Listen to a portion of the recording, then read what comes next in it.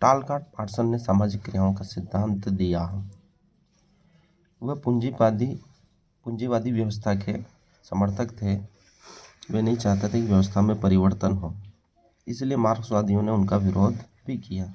हमारे शास्त्रों में भी महाभारत में उल्लेख है कि जब भीष्म पितामह शरशय्या पे थे तब उन्होंने युधिष्ठिर को, अर्जुन को अंतिम उपदेश दिया था।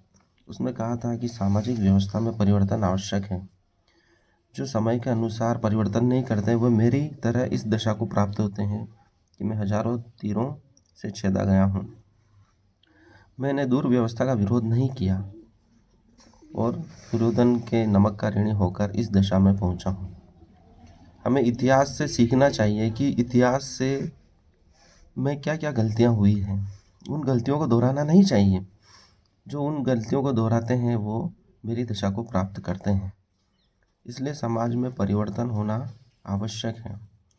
जो रूढ़ियाँ आज के लिए उपयुक्त नहीं हैं, जो नियम धर्म आज के लिए उपयुक्त नहीं है, उनमें परिवर्तन समय के अनुसार हो जाना चाहिए, ऐसा भीष्म पितामह कह रहे हैं।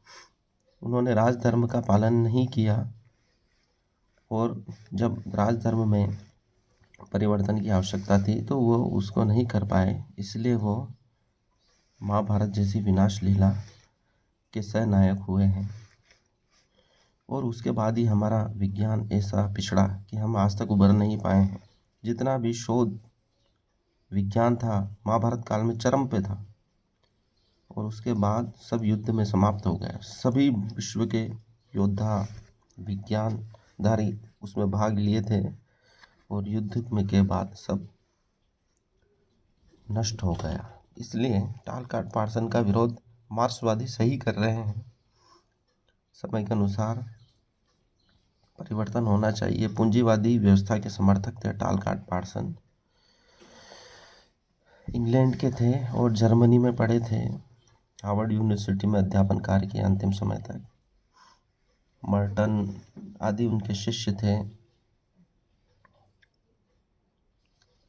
आज के लिए इतना ही।